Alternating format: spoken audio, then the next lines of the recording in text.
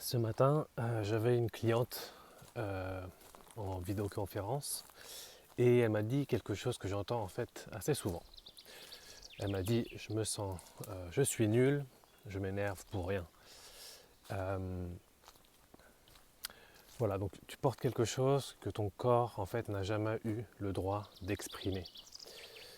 Il y a quelques années, j'ai traversé moi-même une période où je me sentais très très triste, pas déprimé, mais pas effondré non plus, juste lourd, comme si quelque chose pesait, comme si quelque chose pesait sur ma poitrine sans raison apparente.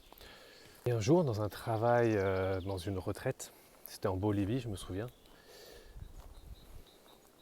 quelqu'un m'a posé cette question, très pertinente et très juste. À ce moment-là, c'est quoi la colère que tu n'as pas exprimée? Et évidemment, à cette période-là, bah, tout d'un coup, tout a fait sens. Parce que j'avais pas fait en fait ce lien. Et voilà ce que j'ai appris depuis. Euh, et ce que je vois en fait aussi très souvent dans mon travail, la colère en fait c'est une énergie. Et dans le sens le plus physique du terme. Quand quelque chose te blesse, te frustre, te dépasse, euh, ton corps prépare une réponse. Donc ton corps, sous forme d'un cocktail hormonel, de cortisol, d'adrénaline, des tensions musculaires au niveau des épaules, de la mâchoire, de la gorge. En fait, c'est son système nerveux qui dit qu'il faut que ça bouge, que cette énergie bouge de ton corps. La colère, biologiquement, elle est faite pour être exprimée par le mouvement. Crier, frapper, courir, repousser. Ton corps veut que cette énergie-là aille vers l'extérieur. Mais qu'est-ce qu'on fait en fait la plupart du temps? On la ravale, on serre les dents, on respire un bon coup et on fait comme si ça allait passer. Parce qu'on nous a appris que la colère en fait est dangereux, que c'est pas élégant, que ça fait peur aux autres. Mais cette énergie-là, elle ne va pas disparaître, elle se stocke dans les tissus, dans les muscles, dans les organes. Le mouvement est bloqué à mi-chemin. Et un corps qui retient en permanence une énergie qui voudrait partir, et bah, elle se rigidifie dans le corps. Et le revers de la médaille de cette colère retenue, c'est la tristesse.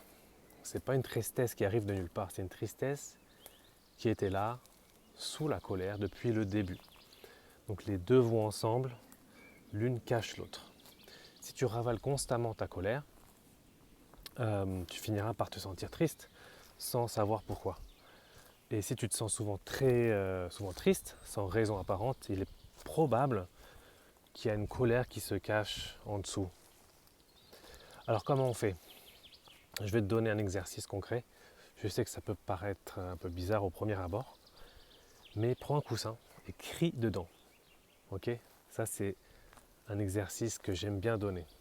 Simple, facile à faire chez soi et tu déranges personne. Ou tu prends ce coussin et tu frappes dedans. Voilà, pas pour faire du théâtre, pas pour performer une émotion, mais juste pour donner à cette énergie-là un endroit où aller. Mais voilà ce qui est essentiel et ce que la plupart des gens s'arrêtent trop tôt.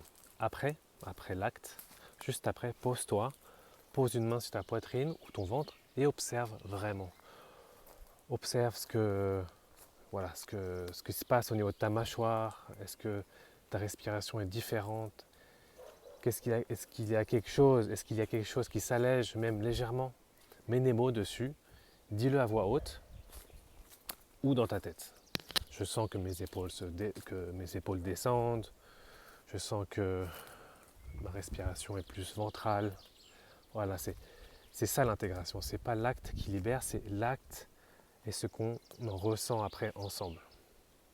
C'est comme ça que l'expérience devient quelque chose que le corps peut digérer et c'est seulement comme ça que l'énergie stockée peut vraiment se libérer. Alors cette cliente de ce matin, elle m'a dit, avant la fin donc, de l'exercice, j'avais pas réalisé que j'étais en colère, je pensais juste que j'étais triste. La tristesse était réelle, mais en dessous, il y avait quelque chose qui voulait bouger depuis très longtemps. Tu n'as pas à tout exprimer à tout le monde, mais ton corps, lui, il a besoin que ça circule. Donc la colère n'est pas ton ennemi, c'est une énergie qui cherche une sortie.